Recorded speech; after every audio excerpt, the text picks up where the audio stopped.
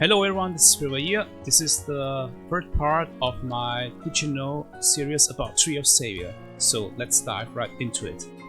Did you know that raid dungeons always consume the same amount of raid portal stones regardless how much you enter?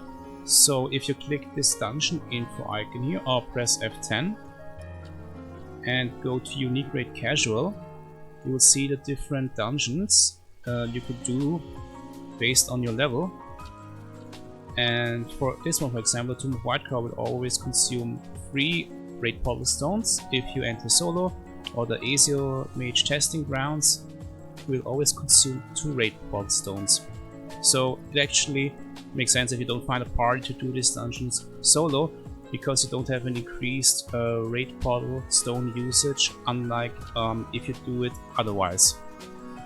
Did you know that raid dungeons actually have gamble mechanics included in them once you finish them? So an item will appear here once you finish the raid dungeon that will be there for 1 minute. If you click on it, you can spend 9,500 silver per roll in order to get additional spirit fragments or other goodies. On average, you need to spend around between 500k and 1 million silver in order to get an additional spirit fragment. You also have the very low chance to get a set of 60 spirit fragments in order to get your desired equipment or weapon from the corresponding raid dungeon. It's up to you if you think it makes sense to gamble on additional spirit fragments. But please keep in mind, in 95% of the cases you will get those ripped 1000 attribute points, and all the other rewards from the gamble game are actually a low drop chance.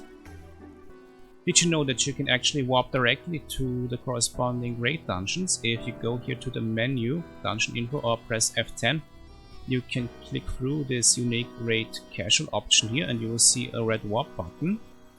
And you can directly warp to your desired raid dungeon in order to save time and money. Did you know that your raid portal stones that you have to give to the NPC at the beginning of the dungeon will only be consumed once you actually successfully finish the dungeon? So even if you die and retry, your raid portal stones will not be consumed, so you can try as often as you want until you succeed.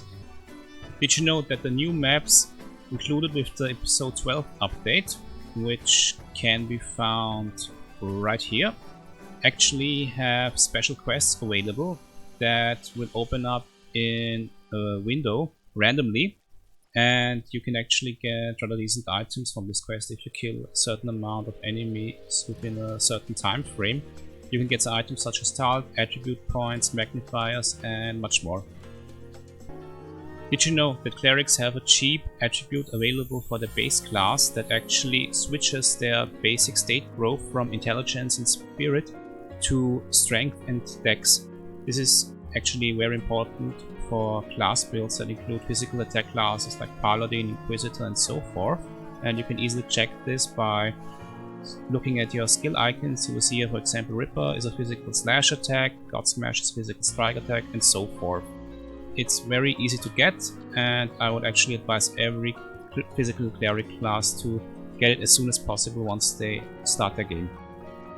Did you know that the new equipment types called arcs can only be obtained by finishing the last quest in one of the new maps called Ringsmoth's Ruins? They're actually a great boost for all classes, and they can be leveled up by actually feeding them nuclear powder and other items. Once you reach higher levels of upgrading these items, the cost becomes quite high, so please keep that in mind. But they're actually a great boost to your overall stats, as you can see here. There are 4 archetypes available: Dex, Strength, Spirit, and Intelligence. Did you know that you can actually get quite easily to the fashion shop in Tree of Savior? Just click this shop icon, go to the tab Cosmetic, and press the Enter Beauty Shop button. You will be directly warped to the entrance of the beauty shop. This is very important because every Tree of Savior player knows that fashion is actually the real endgame of Tree of Savior.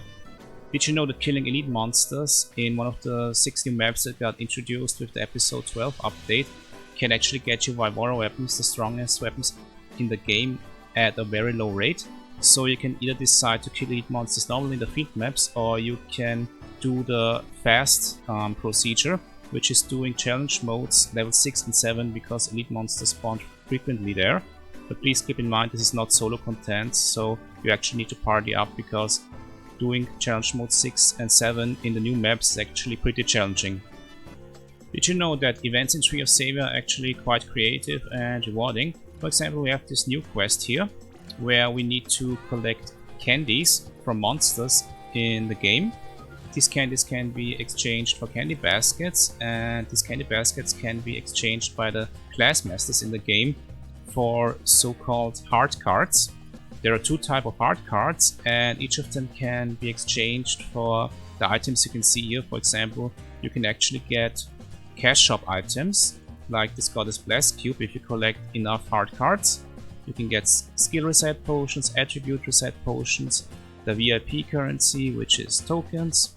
You can get transcendence scrolls and so forth. So it's actually advised from my side and the whole of GeoSavior community to actually be active in those events, because the items are really good. Did you know that you can actually buy skill scrolls from the market to actually use skills of other classes? So if you open the market and type in search all scroll, you will actually here see a selection of scrolls you can get. For example, level 15 restoration scrolls, barrier, pole of agony, Aukuras, but one of the best ones is actually enchant fire. I would actually advise you to always have these with you, because they actually increase your DPS and they're cheap to get. So guys, that was the video. Thank you everyone for watching. Please leave a like, leave a comment, subscribe to my YouTube channel, hit that notification bell, follow me on Twitch, and see you until next time.